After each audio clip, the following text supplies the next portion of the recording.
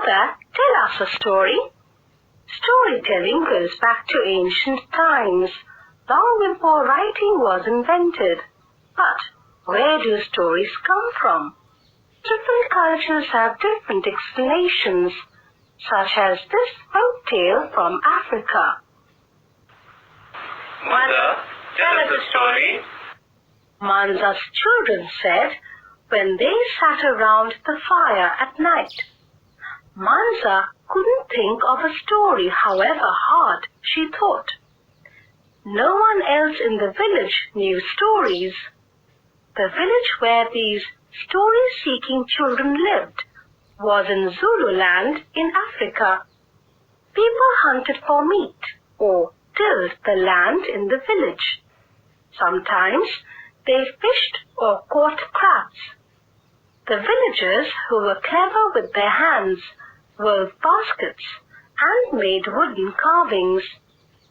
The cleverest of them was Zenzele, Manza's husband.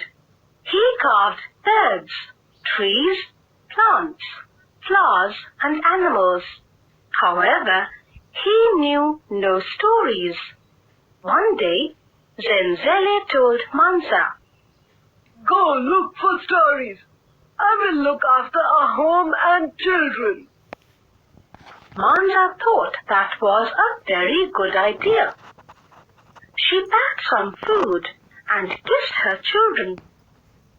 With her basket on her head and the colorful beads on her dress swaying, Manza set out to look for stories.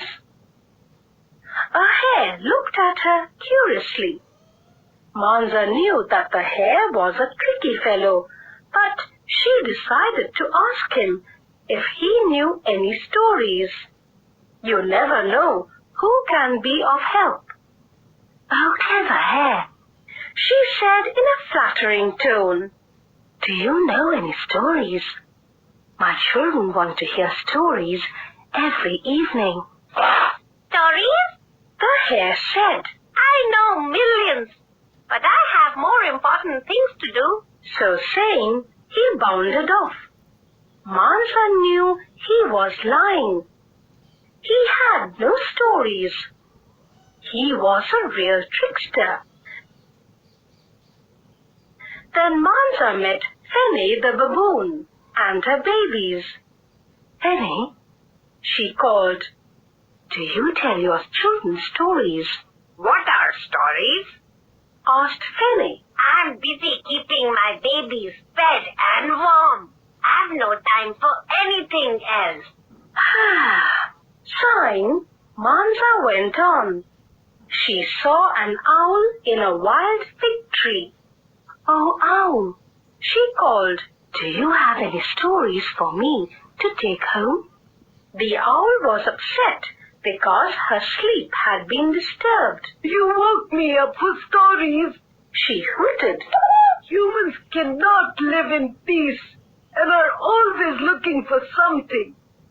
She grumbled as she settled down and began to nod off again.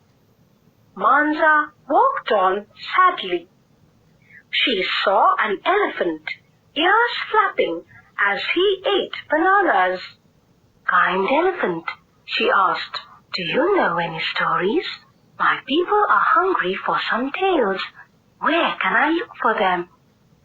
The elephant felt sorry for her. "I don't know any stories," he said.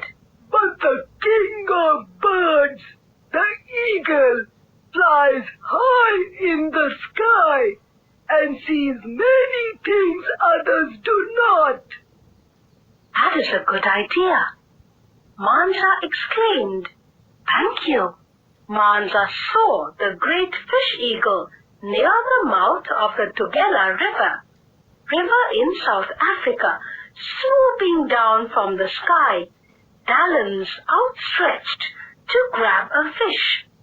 "Oh, great eagle," she called. Startled, the eagle dropped the fish he had picked up. He landed on the shore near Manza. What do you want? He asked.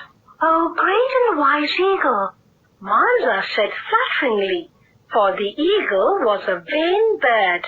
My people are hungry for stories, but we have none. Do you know of any that I can take back to them? Well, The eagle said, feeling important. I am wise, but I only know of things that are here on the face of the earth. There is one who knows the secrets of the deep, dark ocean. Perhaps he could help you. I will try and call him for you. Stay here and wait for me. So Manza waited for the fish eagle to return. Here I am. The eagle called. I have brought my friend, the big sea turtle. He has agreed to take you to a place where you can find stories. The great sea turtle lifted himself out of the ocean and said in a deep voice, Climb on my back and hold on to my shell. I will carry you to the land of the spirit people. Manza took hold of his shell, and they went into the depths of the sea. Manza's eyes grew rounder and rounder as they went deep into the ocean. Everything was amazing and beautiful, and unlike anything on earth. Finally, they came to the bottom of the ocean, the dwelling of the spirit people.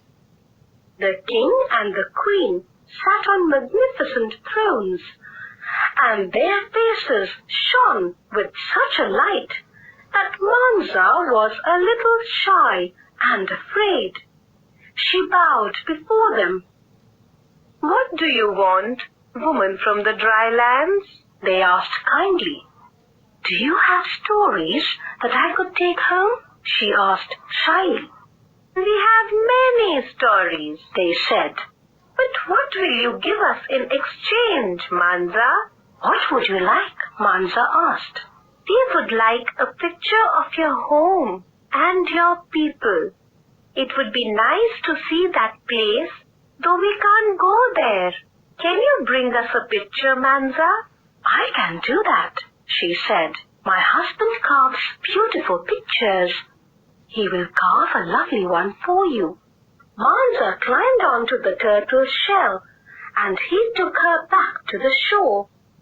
She thanked him and asked him to return at the next full moon to collect her and the picture.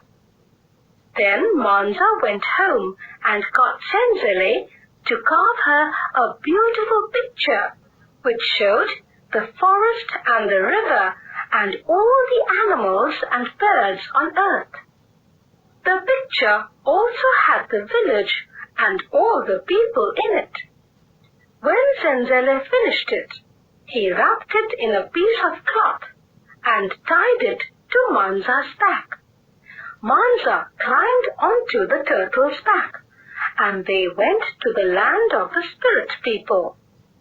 The king and the queen of the spirit people were very happy with the picture.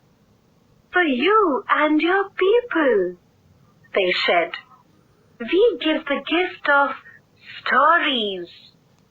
They handed her the largest and most beautiful shell she had ever seen. "Hold this shell to your ear to hear a tale."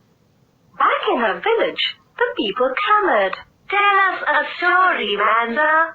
Manza put the shell to her ear and began, "Once upon a time." And that is how stories came to be. If you lift the lid of a computer, you will see a circuit board